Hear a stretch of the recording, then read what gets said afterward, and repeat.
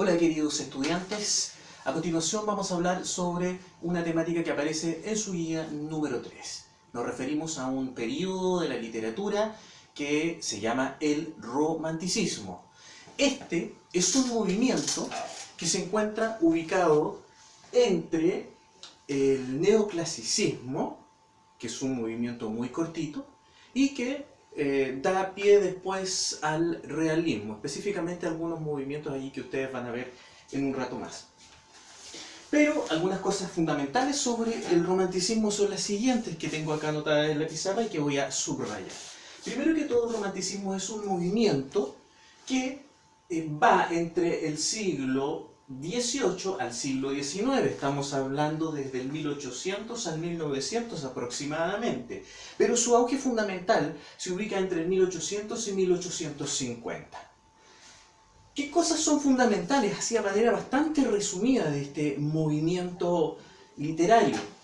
Su origen radica en algunos intelectuales de Alemania y de Reino Unido. En algunas teorías también se consolida con algunos autores de carácter francés, como Victor Hugo.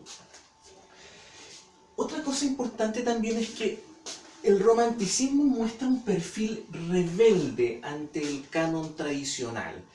¿Qué ocurre? Que el movimiento anterior, llamado neoclasicismo, miraba la estructura clásica, greco-latina, si queremos verlo así.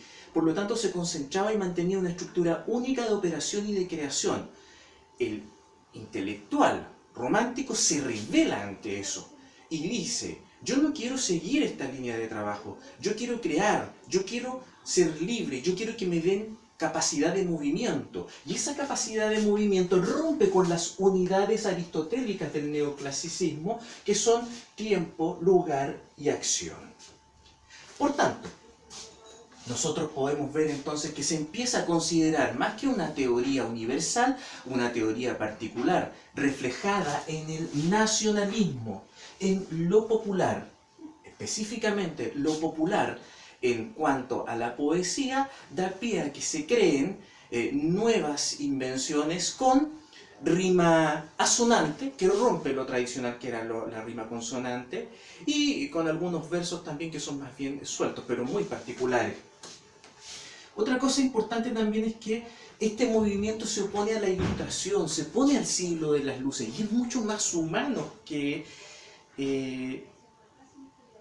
tecnológico. ¿Qué hace? ¿Qué provoca esto? Que el intelectual empieza a verse a sí mismo. El hombre empieza a ser el centro, pero el hombre en el sentido humano, el hombre en el sentido de su capacidad de pensar y desarrollarse. Finalmente, los personajes que propone son personajes también muy opuestos a la normalidad. Yo he colocado acá personajes que aparecen en su texto. Prometeo moderno, Frankenstein, Don Juan de José de Zorrilla. Son personajes que rompen con el molde tradicional. Frankenstein es una creación de un humano con partes de cadáveres, y él empieza a aprender de los propios humanos, se transforma en un humano a pesar de que es rechazado por su fealdad aparentemente de lo físico, y logra desarrollar la venganza, algo sumamente humano respecto de lo cual nosotros tenemos que reflexionar constantemente, entre otras cosas muy interesantes. Frankenstein se desenvuelve en espacios fundamentales del romanticismo, que son lo oscuro, la noche, lo siniestro, los cementerios. Es interesante desde ese punto de vista.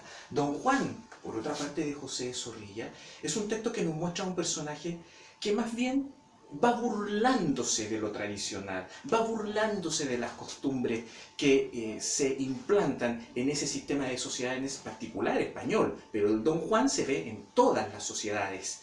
Don Juan burla a las señoritas, Don Juan abusa de las señoritas, Don Juan asesina sin ningún tipo de remordimiento y rompe la conducta tradicional. Ahora, siempre hacia el final de estos libros ustedes van a ver algunas cosas. A continuación, yo les voy a mostrar en la parte baja una línea de tiempo que usted puede apreciar rápidamente, ¿cierto? Donde se inicia con la Edad Media, sabemos que la cultura greco-latina está antes, y termina en los ismos, que son los movimientos post Primera Guerra Mundial. Nosotros podemos ver allí en el más verde que está el romanticismo, ¿cierto? Si nosotros allí podemos ubicarlo en el tiempo, en ese periodo donde se ubica el romanticismo. Véanlo abajo de la barra. Para continuar, algunas características fundamentales del romanticismo también aparecen ahora en la pantalla, ¿cierto? Tenemos que es una rebeldía ante la razón, lo que aparece en estos textos. Hay una ansia de libertad porque el ser humano se siente atrapado, se siente encarcelado. Hay una ruptura de las normas convencionales. Quiere el hombre, quiere el intelectual ir más allá. No quiere sentirse más reprimido, se siente absolutamente controlado y eso es lo que busca, ver qué hay más allá. También hay un individualismo y subjetivismo, porque el hombre empieza a interpretar desde su punto de vista lo que ve y no desde el punto de vista impuesto. En este punto aparece también otra característica que es la soledad y el gusto por la naturaleza. Los personajes generalmente se apartan de las ciudades y se van a espacios donde conviven con la naturaleza. Además de esto hay una imaginación y sentimiento, se empieza a crear. Más que seguir la norma que establecía el neoclasicismo, ahora se empieza a crear una serie de obras. Y también existe una valoración, como ya lo hemos dicho, de lo nacional y lo popular o tradicional. Ahora, algunas obras características de este movimiento son las siguientes, son obras fundamentales, pudiendo agregar más, pero hemos colocado las fundamentales. De 1862 tenemos Los Miserables de Víctor Hugo, autor francés, libro que muestra a un individuo que por hacer el bien es encarcelado y que posteriormente este tipo logra escapar por una condición del tiempo y se hace un buen hombre, pero resulta que la policía, a pesar de todo, y a pesar de ver que es un hombre que aporta a la sociedad, lo persigue, lo persigue, lo persigue y con un final interesante. Se mezcla con el tema de la Revolución Francesa. De 1808, Fausto, de Goethe, autor alemán, brillante, uno de los libros más importantes. Acá es donde aparece Mefistófeles, que es el diablo tentando al hombre bueno, tentando al buen trabajador. ¿Qué creen ustedes que pueda pasar con este buen trabajador que es tentado por el demonio? ¿Caerá? ¿Sucumbirá? ¿Romperá el canon tradicional? Eso tienen que averiguarlo ustedes. Ya hemos hablado de Frankenstein de 1810 de Mary Shelley, pero también tenemos narraciones extraordinarias de este americano Edgar Allan Poe, que murió bastante joven, en donde hay una serie de narraciones policiales que rompen con el canon tradicional. Ya no se narra una historia en el día, ya no se narra una historia tradicional, si queremos verlo, se recurre a espacios sangrientos, a espacios oscuros, a espacios apartados, se recurre al misterio. Les aconsejo les aconsejo El Gato Negro, les aconsejo a cada uno de ustedes un cuento extraordinario que se llama,